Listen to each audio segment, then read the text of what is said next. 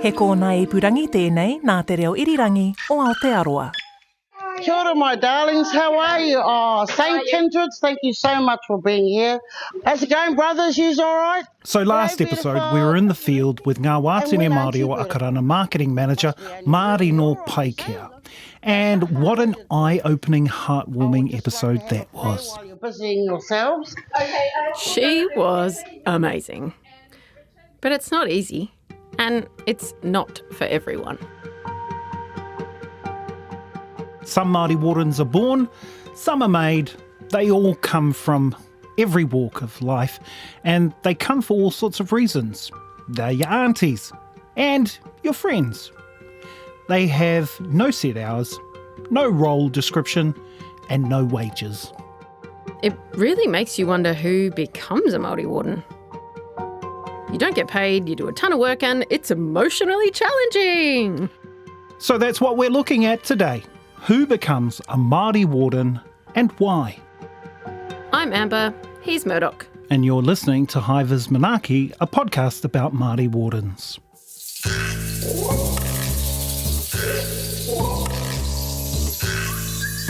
We're out today exploring exactly how a mere mortal becomes one of these creatures. Now, there are three main ways you can turn someone into a warden. Tried and tested round the Moru over the years. First, the accidental warden.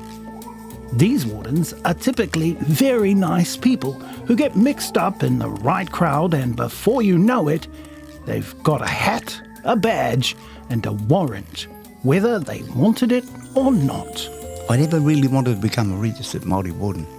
Second, wardens on purpose. These are the most unusual type of warden. These are people who grow up outside of wardening families but decide of their own accord to become wardens on purpose and to go about becoming a warden in a very orderly fashion. I went and hung out with the Māori Wardens and then became very interested in Manaaki tangata and arohaki tangata. Third, born to warden. I just always seen Kororana, so I thought I'd just jump along with him, follow his lead. Maybe one day I'll be his lead. Very commonly we find these born to warden types. Now these are wardens who whakapapa or who have very strong family ties and they are genetically predisposed to wardening.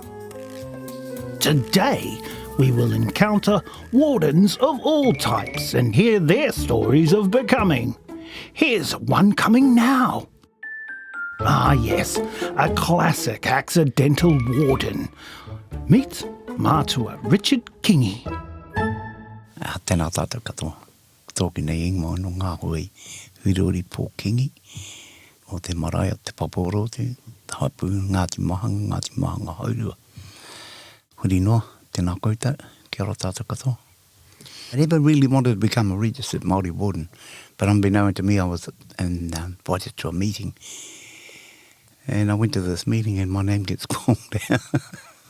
My name gets called out and I'm shocked. And I think, oh, I've only been there a short time and here I am, already a registered Māori Warden. This is a kind of ask forgiveness, not permission recruitment strategy. Oh, I joined the Māori Wardens in 1965. At that time, we were known as Turanga Wāwai Voluntary Māori Warden. Let's rewind a bit further, because actually the seed for this warden was planted back even earlier than 1965, when Mātua Richard was just a boy. I got into trouble at school. And my dad said to me, you need to go and be disciplined. So he loaded me in the car and he took me to Ngāroa Waia, and it was the Koronehana.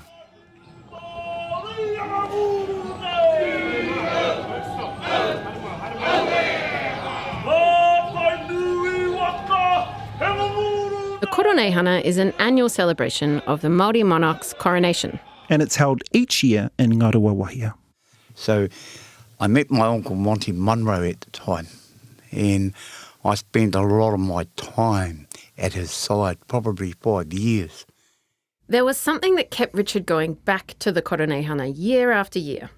And after a while, he started to notice the wardens. I don't know why I went back, because the coronation is, every year. But I went back every year, and that's where I was. I sat there, I was his runner. First of all, I met a gentleman by the name of Tonga Kelly. This Tonga Kelly was at the time, he was the head warden here in Hamilton, and he had wardens like Auntie Judy Maumaha and Joyce Williams. Yes, I met Auntie Joyce there. And I happened to be walking around during one of the coronations of Te Ranga Waiwai, and I saw the Māori Wardens. But when he started out 60 years ago, it really wasn't for him. So I started as a Māori Warden in 1965. I probably was about 15, 16 at the time. And at that time we were known as Te Ranga Waiwai Voluntary Māori Wardens. Back in those days it was terrible, I guess in the 60s we're just coming out of that recession, We had to confiscate alcohol, and alcohol was not permitted within a radius of 1 mile at the time of the marae. But taking drinks off people who didn't want them taken away was a pretty hard job, especially for a teenager. Mātua Richard remembers standing beside a maki trying to stop people taking alcohol outside. It was really dangerous for Māori Wardens at the time. They said this goes in the tent. You dare stand next to the tent right at the back. You had to stand about 6 metres away from it, because if you stood against the tent, somebody outside in the dark could take a running dive at you and hit you. I couldn't handle it. He left. But this wasn't the end of the story. So I left and I went away down to Taranaki, and I worked by myself down there. But when I came back, that's when I saw the change, and I thought, man, this is so cool. Joyce Williams knew me from the past. This is back in the 1960s. My dad dropped me off at the bus stop in Tawamitu, and I caught the bus to Hamilton. Called some time and gave me to Pepio and see my sister. So I went to this taxi and hopped in. This Māori lady was in there, and I didn't know who she was. Just looked up on the dashboard and here's his name, Joyce Williams. I thought, oh, okay. I pulled out a cigarette. She said, no smoking in my taxi. How old are you? I says, I've just left school. Well, you shouldn't be smoking. Classic Joyce. When Richard showed up on warden duty all those years later, Joyce had a job in mind for him. My first day at the coronation, she made me a coordinator, a team leader. And I didn't know what the hell I was doing. And even if you only get 20 years of voluntary service out of them, it's probably worth it. That's about what Mātua Richard is up to now. Nearly 60 years since he started wardening and 20 years since he got his warrant. That's a lot of wardening for someone who didn't even want to be a warden. We just heard from Mātua Richard about the path of greatness he was on, and now we're going to meet Chucky Pimarika. Chucky is a warden on purpose. It's true that Chucky has warden whakapapa, but I don't think that's what did it for Chucky. He had his own reasons, whakapapa aside, for becoming a warden. Kia ora, my name is Chucky. I'm a Māori Warden of Ngā Waitangi Māori o Te Rohe Porto. My badge number is 5705. I have been a Māori Warden for over 20 years. I think you probably know in your heart why we wanted to talk to you, Chucky, for the same reason we ever were talking to you about this podcast in the first place, because you are such a huge part of the Kirikiri Wardens now, and how you got to be in that warden whānau is such a brilliant kind of journey. So could you start at the start for us and tell us about do you have any memories of wardens when you were... Absolutely. The memories that I had of the Māori Wardens, and this is, just to be fair, they were like our kaitiaki when we were young on the streets. You know, we were those little rebels running around on the streets back in those days, and we did what we did. But the Māori Wardens, their presence out on the street was to kind of tame all of us young ones, to make sure that we weren't getting ourselves into much trouble or trying to enter into the system that way. And I'm talking about being processed through the police, going to court because we played up or we were caught doing this, all that sort of stuff. But they were pretty firm back in those days. You know, back in those days, they to be fair, they could boot us up the arse and everything back in those days, and we would listen.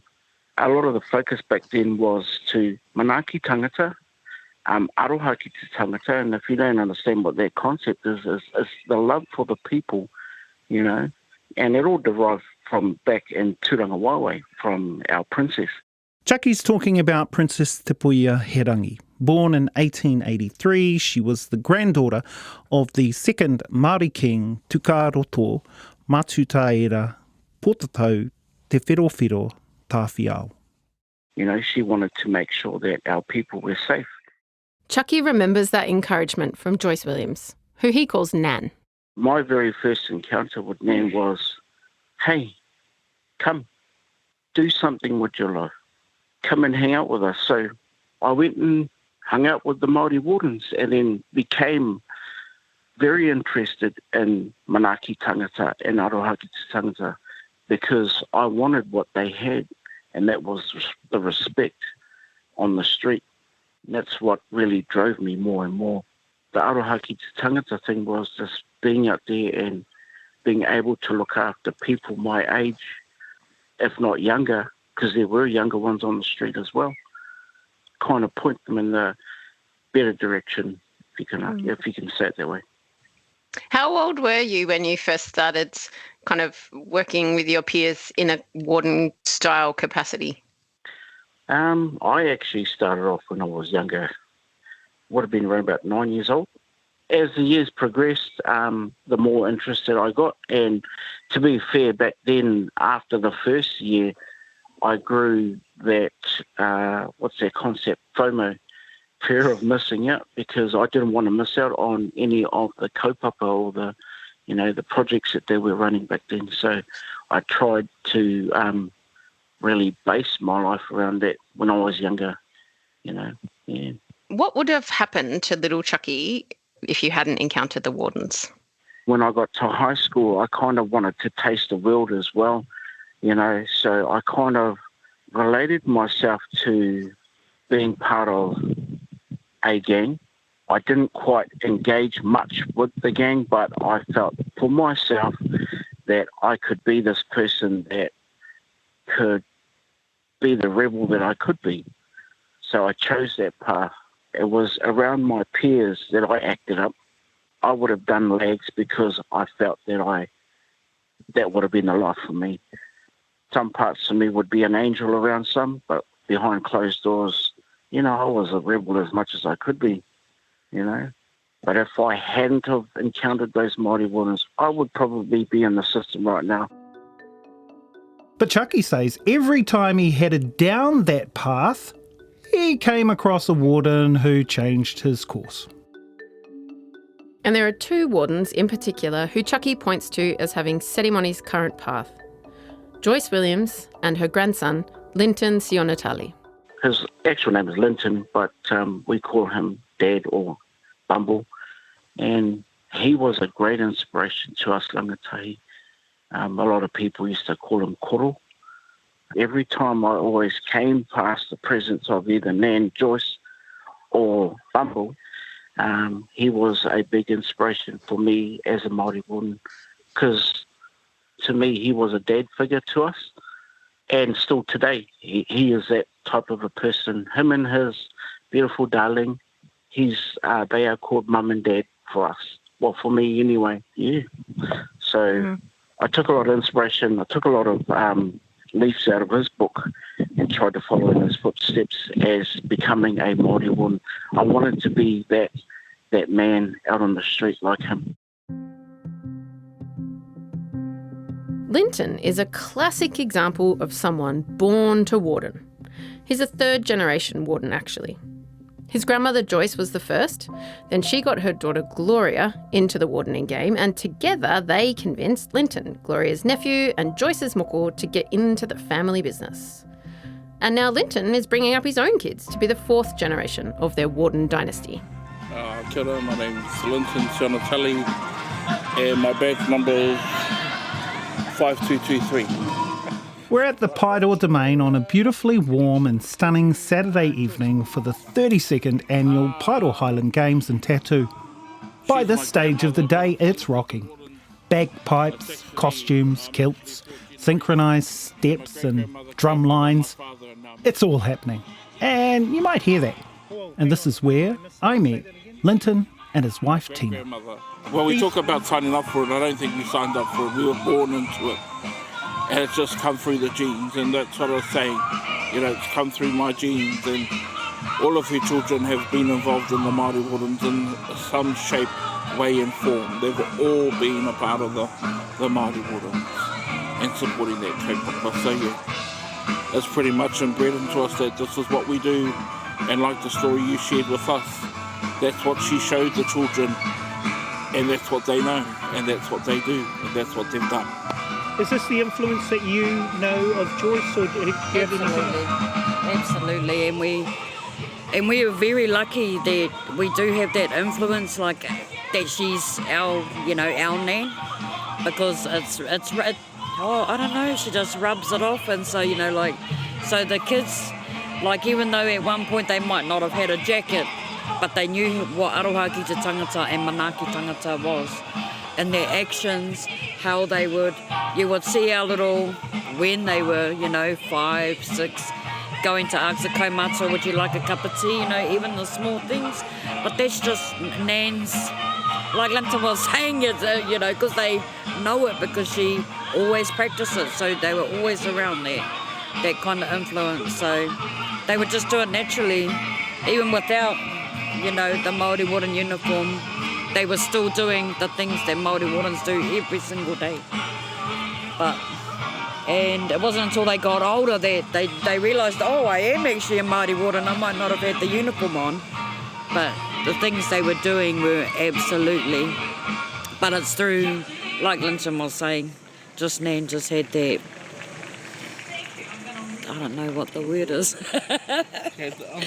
Yeah, she would just, and because of, and she would just, not so much say it, but she would just show it, and so they would just replicate what she was doing.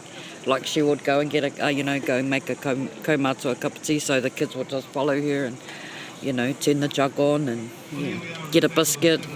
It's just natural. But growing up in a warden whānau can be hard. I suppose like our kids, they're all involved in it.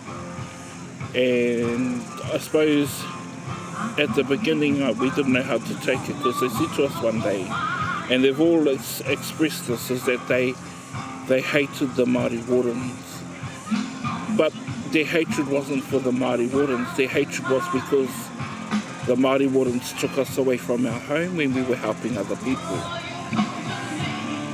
And so when we heard that, we were kind of taken back from it. But as we've moved on and they've begun to grow, we could see the things that we were doing had an impact on their life, because they were there now starting to do things that we would do. And our kōtiro said one night when we were out and about, and she was with her brothers, and she saw this young girl walking home, and she said to her brothers, we better stop and see if this girl's all right. And the brother said, nah, we're just going to carry on going. And she said, I'm going to ring Nan. I'm gonna tell, because I think that we need to go back and check on this young woman, because she could be very vulnerable. She's by herself. And so, of course, she wasn't a warden then and didn't have those things in her, but the instinct of what she saw of, her mother and I, and the things that we were doing when she was with us, she knew what was the right things to do. And the young lady was quite intoxicated and was very, very vulnerable. And so, they picked her up and they took her home, and then she was safe. But when I look at it across the board, are we in safe hands? Well, it's going to continue to be and come through our families, because that's what we do. That's what's taught, that's what's shown, that's what you know. And this is how that family recruitment works. Gloria Dornan, Joyce's daughter, said the same thing, that when she was younger, she thought her mum was stupid for letting all these kids in. She felt like they were using her. And then she grew up and wanted to be just like her. So there are these subtle lessons, like Tina and Linton said, about making cups of tea or being the person who doesn't walk past the vulnerable person in the street, but there are explicit lessons too. Linton and Tina both spoke about the profound influence Joyce had had on their lives, teaching them to operate in the warden world both on a practical level, but also on a strategic level, bringing them alongside her through all levels of the organisational structure. But it was this lesson Joyce passed down to him, which Linton really seems to have taken to heart. She said, people don't care how much you know until they know how much you care. She absolutely So, that at the time when it was said to us, I didn't really pay much attention to it because still being very young. But moving on, now I'm reflecting on that saying, it means quite a lot. That people don't care how much you know until they know how much you care. What a beautiful saying. It was very beautiful. Yeah. And that lesson is being picked up by a new generation of young wardens like Bentley and his girlfriend Capri, who I met at the Highland Games. My name's Bentley Raharaha. I'm 19, turning 20. Yeah, and we're a volunteer for Māori Wardens. Was this something that you had planned in your life, as part of your life, or is this just something that got sprung on you? No, so it wasn't a plan actually. I just always seen Kororina, so I thought I'd just jump along with him, follow his lead. Maybe one day I'll be his lead. And what about what you know of Māori Wardens? To be honest, I don't really know much about it. I'm just being supporter, always there. And learning along the way? Yeah, learning on the way. Choice. That's pretty much it, yeah. Choice. My name's Capri. Paula just asked us if we wanted to come help be wardens today, and we were just like, oh, yep, we've got nothing else to do. Anything for the community. Yeah. 21 this year. Choice. And Bentley, you're 19, going on 20. And it's not the first time that you guys have engaged in this kind of mahi, because... It'll be my partner's second time in volunteering. I've always been here, coming down to the Māori Wardens every single time when I was younger. Sure. So you've always been around it? Yeah. The influence has been there? Yeah. Sure. So was this ever in your life aspirations to come along and tautoko the work of Māori Wardens? Not really, but I've had family in the Māori Wardens too. Yeah. So I always go along and see what they're doing along. Yeah. Choice. And how do you feel that you've been dragged into it? Do you feel like a sense of loyalty to have to be here, or do you come of your own free will? No, I come because I think it's cool. Yeah.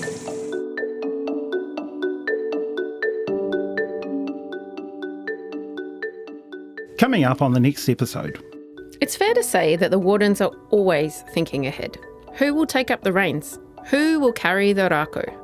Wardens have always wanted their independence. We're supportive of that, but there needs to be some form of accountability around who monitors that act that is currently in place now, because there needs to be some change. We're dusting off the magic 8-ball and asking the question, what is the future of wardens? That's next time on Viz Manaaki. Kia ora, and thanks for listening. Thanks to Richard Kingi, Chucky Pimarika, Linton and Tina Sionetali, Capri Royal, and Bentley Raharaha. Viz Manaaki was written by me, Dr. Amber Hamill. And me, Murdoch Ngaho.